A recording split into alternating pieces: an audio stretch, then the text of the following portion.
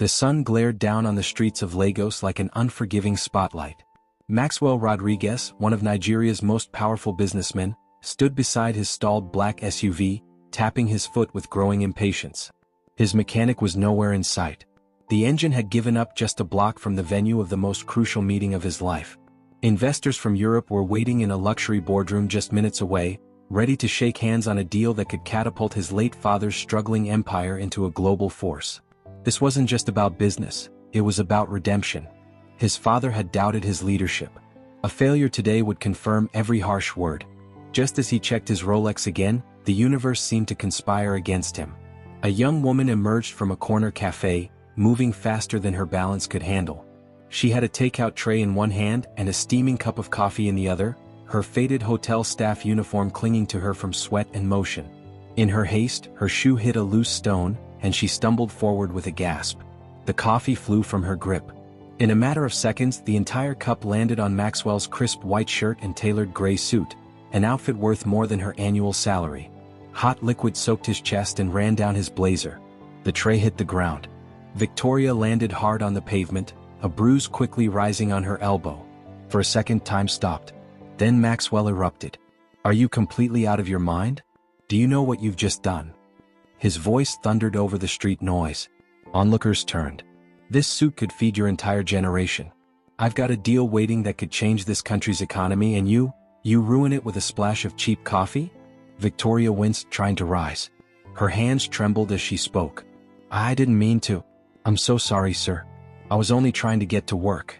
Please don't be angry. I didn't see you there." Maxwell looked down at her like she was filth on his shoes. He didn't care that she was bleeding. He didn't see the tear in her uniform or the fear in her eyes.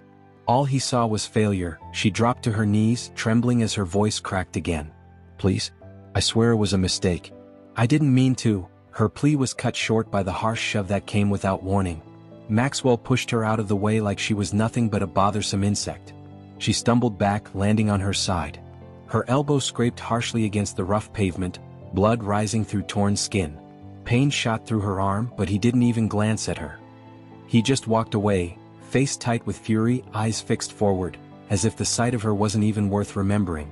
People stared, some whispered, but no one helped. Still on the ground, she bit her lip to hold back the cry. Victoria clutched her bleeding arm, forcing herself up. She couldn't stay there. If she was late again, her supervisor would have no mercy. Her heart pounded, not from the injury but from fear. She couldn't lose this job. Not after everything she'd already survived. Not now. Not with rent due in 2 days. Not with hunger waiting at the door. 10 years ago, she'd run away from the only home she knew, a house that had never felt safe. Her adoptive father had tried to take what wasn't his, whispering threats in the dark. Her screams were ignored. Her bruises explained away. At 13, she packed what she could and vanished into the world, completely alone. Since then, she had scrubbed floors, washed dishes, begged for food, and faced every kind of humiliation just to stay alive. A push and spilled coffee? She'd survived worse. Much worse.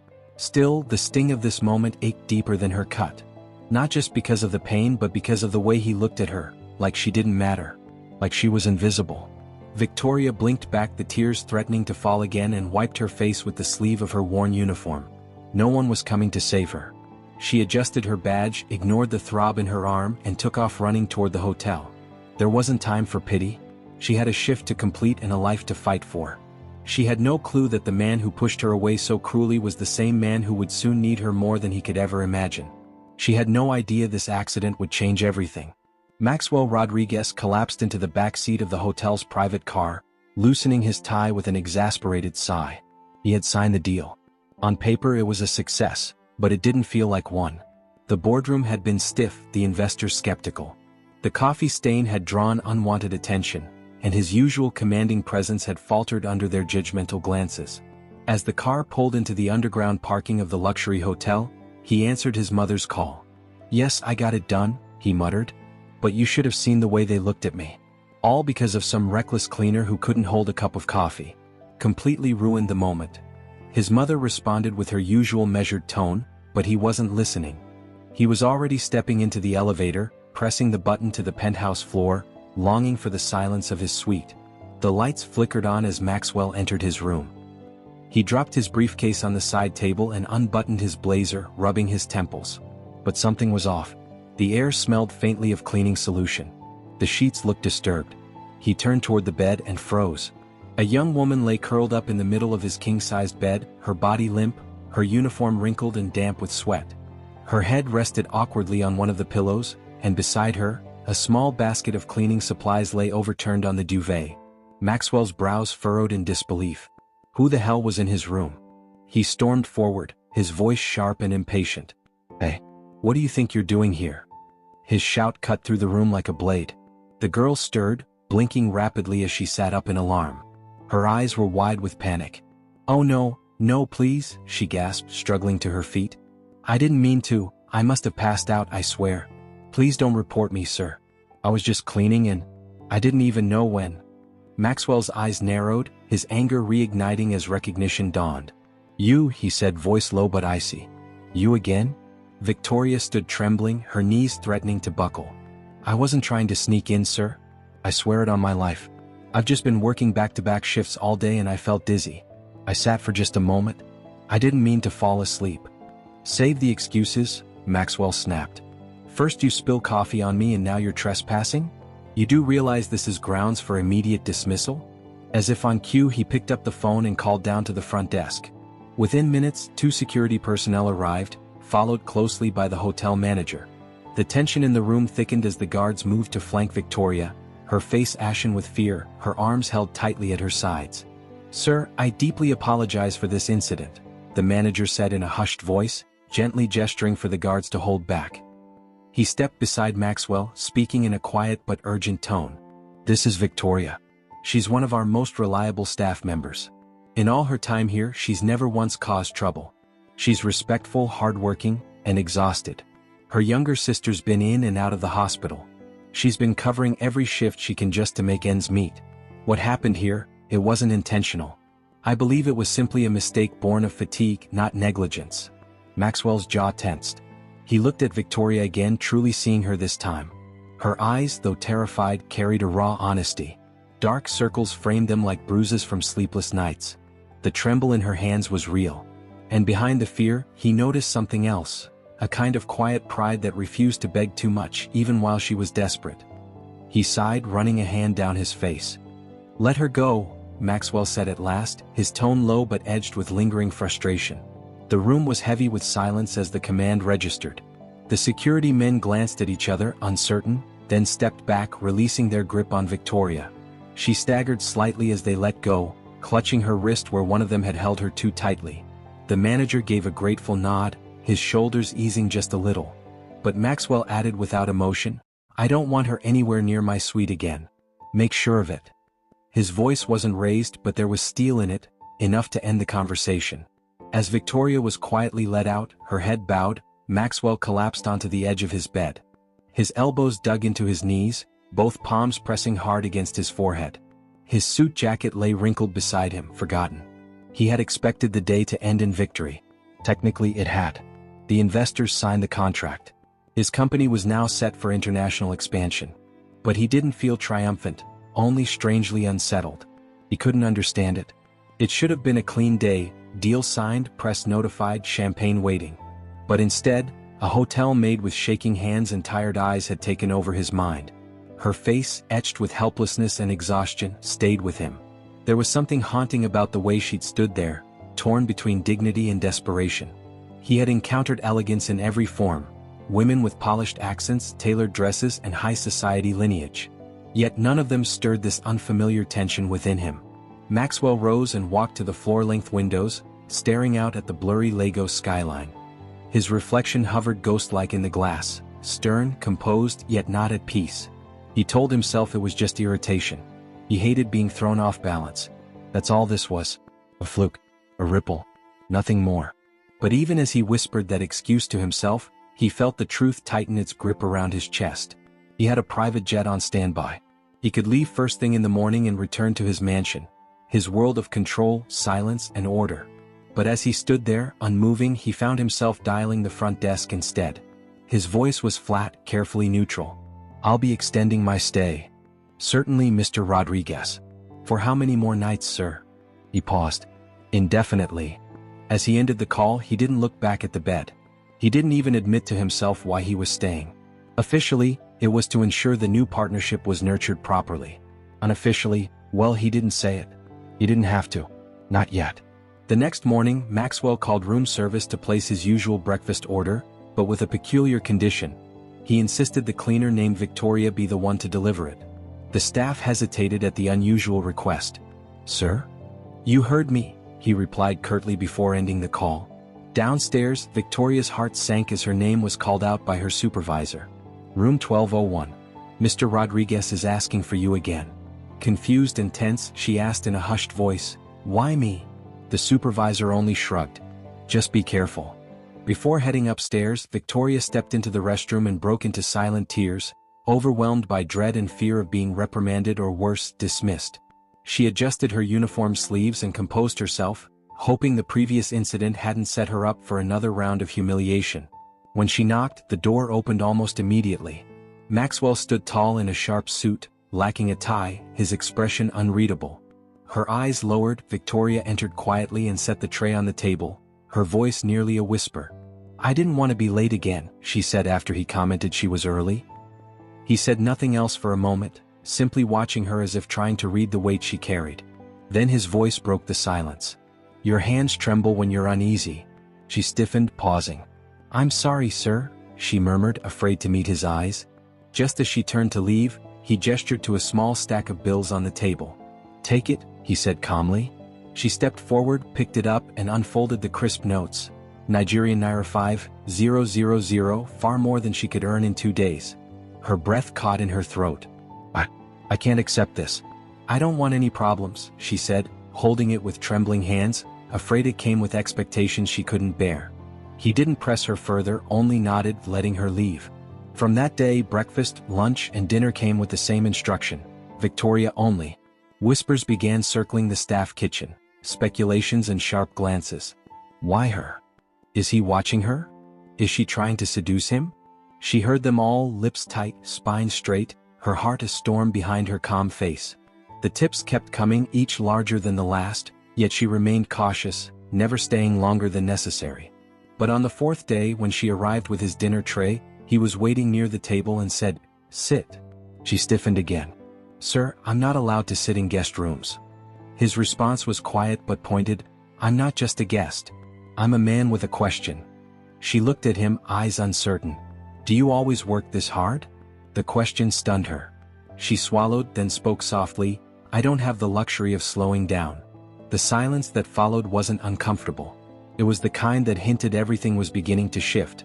Victoria was just stepping out through the side entrance of the hotel, her long shift finally over, when she noticed a familiar black SUV parked quietly near the staff lot.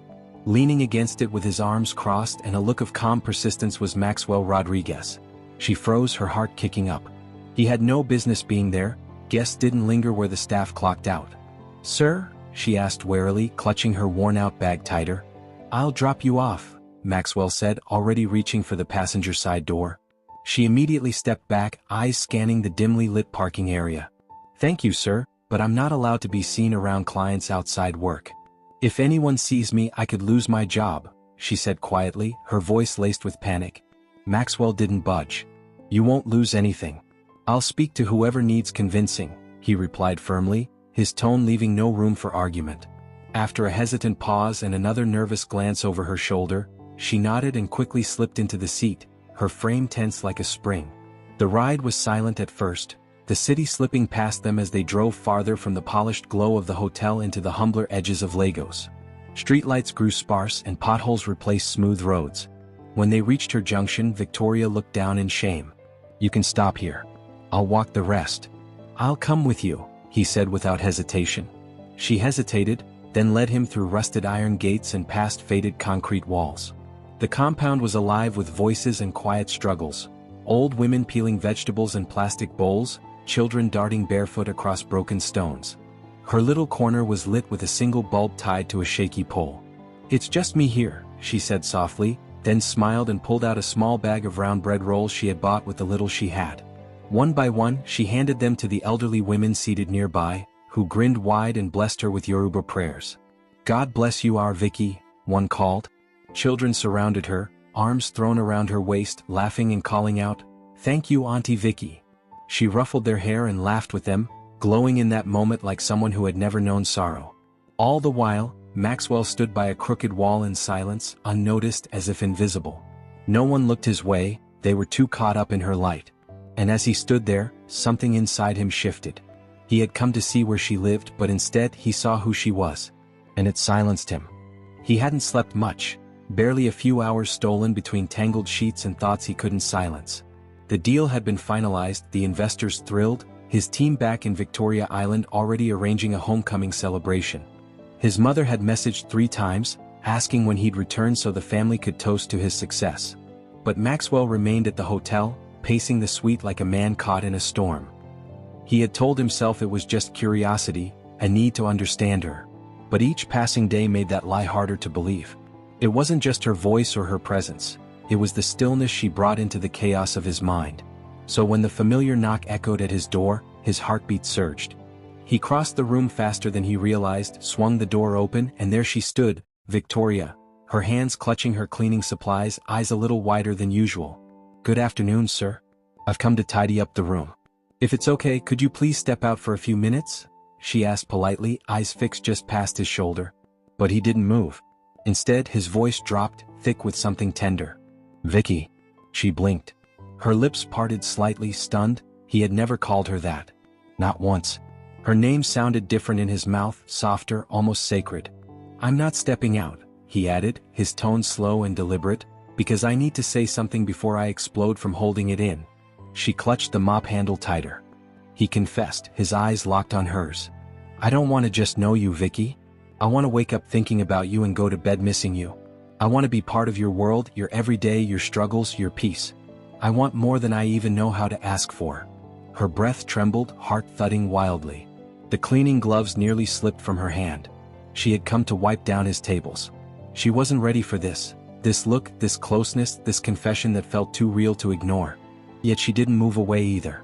Something about his eyes kept her there, rooted, silently wondering if maybe, for once in her life, something good was truly choosing her. After that moment in his suite, everything shifted, subtly at first like the soft turning of a page. Victoria remained the same in her uniform, clocking in at sunrise and out by dusk, still refusing to resign. She made it clear from the beginning, her work gave her dignity and she wouldn't trade that for romance, no matter how deeply she was beginning to feel something stir when he was near. She avoided taking anything from him. No money, no luxury parcels, not even the elegant bracelet he once tried to leave on her cleaning cart. "I'm not your wife," she had said gently, her smile firm but kind. And Maxwell respected that more than she knew. So he found another way to express the feelings that grew louder each day. He began giving to the world she loved, the one that raised her when family failed. The old women in her compound started receiving food hampers and medication wrapped in brown paper bags with no names. The children she always played with now had books, sandals, even footballs, and it wasn't long before the walls of her corner of Lagos felt lighter, brighter, more alive. Victoria noticed, of course she did. She saw the difference in their faces, in the way hope returned to her little street.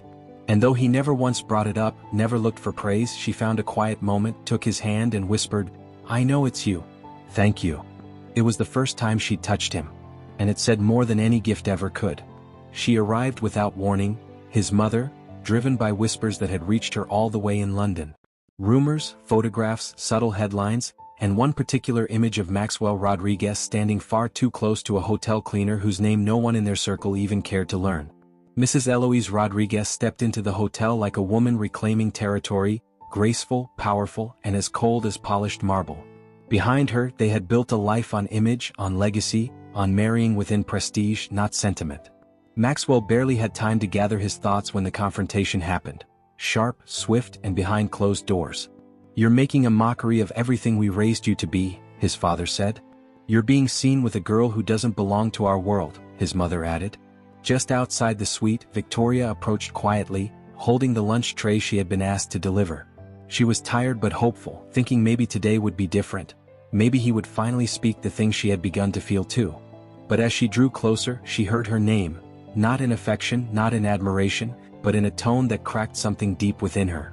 "She's just a cleaner, Mum," Maxwell's voice said plainly. I can't possibly have anything serious to do with her. You know that. The sentence landed harder than any slap. Her breath caught in her throat as the tray trembled in her hands. Her vision blurred, but she didn't let the tears fall. Not yet. She turned away without knocking, without delivering the food, and walked down the hallway with the slow, steady steps of someone trying not to fall apart. From that day on, she began to avoid him. No more smiles in the hallway, no more answering when he called her name. He noticed immediately, confused by her distance. He tried to catch her eye, to get a moment alone, but she never let him close enough. What he didn't know was that she had heard every word. And by the third day, when she didn't show up at all, a folded note was left at his door. No drama, no accusations, just truth. In the note, Victoria wrote that she had decided to leave the job, not because of him but because she respected herself too much to stay where she wasn't seen. She told him that whatever they shared, however short, it mattered to her, but she wouldn't beg to belong to a world that had already decided she was beneath it. And as Maxwell read the final line, "You said I was just a cleaner. I heard you loud and clear." He sat back feeling like a fool. All because he didn't have the courage to admit to his own mother that he had fallen for a woman with more heart than anyone in his elite circle. Now what happens next? Will Maxwell go after her, or will pride and pedigree win again? Let's dive into part 2. If you've been hooked by this story, don't forget to subscribe, like, and drop a comment below. We've only just begun. The best is yet to come.